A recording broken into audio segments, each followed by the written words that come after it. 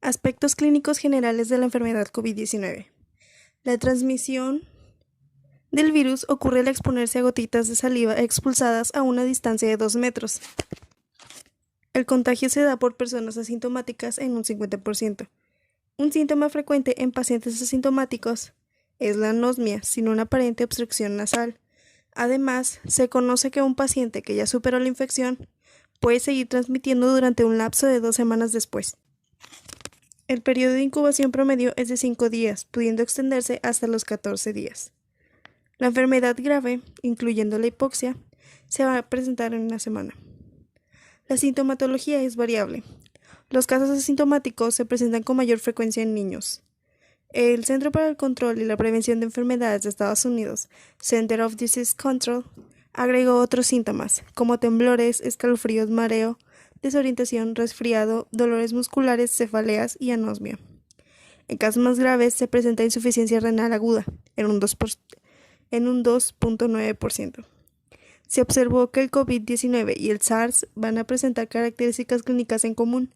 La ausencia de fiebre en COVID-19 es más frecuente que en la infección por SARS, por lo que la detección de la fiebre puede no ser un signo excluyente para el diagnóstico. La linfocitopenia también fue un síntoma frecuente en algunos casos graves, con una tasa de mortalidad del 1.9%. El COVID-19 presenta una sintomatología similar a la de la gripe, como fiebre, tos seca y cansancio, fuertes dolores musculares y articulaciones, en algunos casos diarrea. En pacientes de la tercera edad con enfermedades crónicas puede desarrollarse una neumonía bilateral con disnea. Sin embargo, no solo es un problema que afecta de manera más agresiva solo a los de tercera edad, pues se ha registrado casos en pacientes jóvenes que avanzan a gravedad. El 80% de los casos registrados en China presentaban una sintomatología menor, similar al de la gripe, el cual se puede tratar en casa. En los casos hospitalizados, pues se tiene en cuenta que cuando un paciente ingresa, los síntomas más frecuentes son la fiebre, la tos y la astenia. En su diagnóstico radiológico, pues es frecuente el infiltrado alveolar, pero en el diagnóstico por imagen se utiliza mucho la tomografía axial computarizada, que es más sensible que la placa del tórax. Y bueno, tenemos que tener en cuenta que el coronavirus vivo claramente se encuentra en altas concentraciones en la cavidad nasal, incluso antes de que el paciente presente síntomas. En cuanto a su recuperación, en casos leves es de 2 semanas después del inicio de los síntomas y en el caso de enfermedad grave o crítica es de 3 a 6 semanas. Y bueno, en cuanto a los aspectos residuales de la infección aún se están evaluando, pero todos los datos apuntan hacia una fibrosis pulmonar en algunos casos. Las pruebas de reacción en cadena polimerasa con transcriptasa inversa de rutina en centros residentes, sanitarios, empresas, cárceles, etc., pues facilitan la detección sintomática de nuevos casos, la interrupción del aislamiento y la reevaluación periódica. En cuanto a su recuperación, pues con factores de riesgo se conoce que la mortalidad por COVID-19 en hospitales se asocia mucho con la edad avanzada, así como los niveles altos de dímero D, que este se suele usar para averiguar un trastorno de coagulación en la sangre, y que sean mayores a 1 microgramo por mililitro, y niveles mayores de la puntuación SOFA, que este es el sistema de evaluación de falla multiorgánica en pacientes de cuidados intensivos.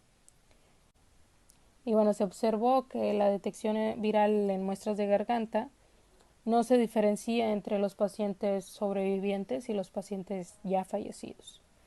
En cuanto a sus factores pronósticos, pues una cifra de 8.910 pacientes de un estudio internacional con COVID-19, un total de 515 fallecieron en el hospital y el otro 8.395 restante sobrevivieron hasta la alta del hospital. Aquí es más que nada una tabla que muestra los factores que se encontraron con mayor riesgo de muerte en el hospital. Son las personas mayores de 65 años con una mortalidad del 10.0%, frente al 4.9% entre los que son de la misma edad. La enfermedad de la arteria coronaria, que es el 10.2% de mortalidad versus el 5.2% entre aquellos sin enfermedad. La insuficiencia cardíaca, que son el 15.3%, contra el 5.6% entre aquellos que no tienen insuficiencia cardíaca. La arritmia cardíaca, que es el 11.5%, contra el 5.6% es entre aquellos sin arritmia cardíaca. Y en la enfermedad pulmonar obstructiva crónica 1, que es el 4.2% versus el 5.6% entre aquellos sin enfermedad. Y por último el tabaquismo, que es el 9.4% versus el 5.6% entre exfumadores o no fumadores. El riesgo de muerte, pues como ya sabemos, aumenta con la edad del paciente y la mortalidad media en el mundo es del 7%, aunque pues pueden existir diferencias dependiendo la edad media de la población.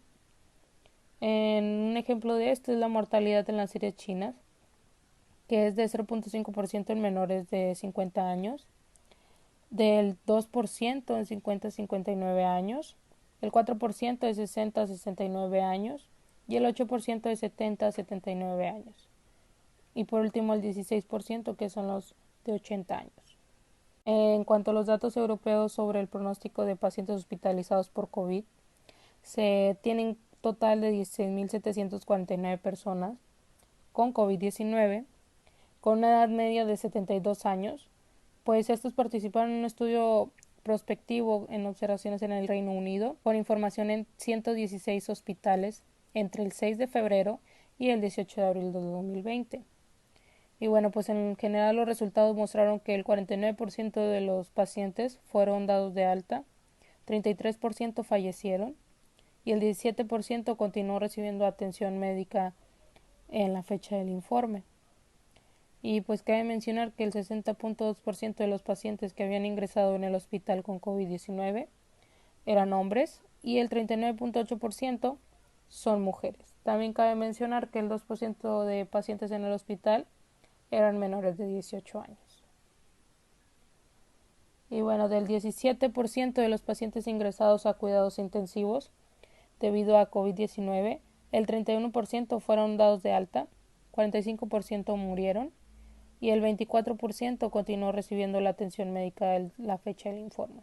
De los pacientes que requirieron ventilación mecánica, el 20% fueron dados de alta, el 53% murió y el 27% permaneció en el hospital.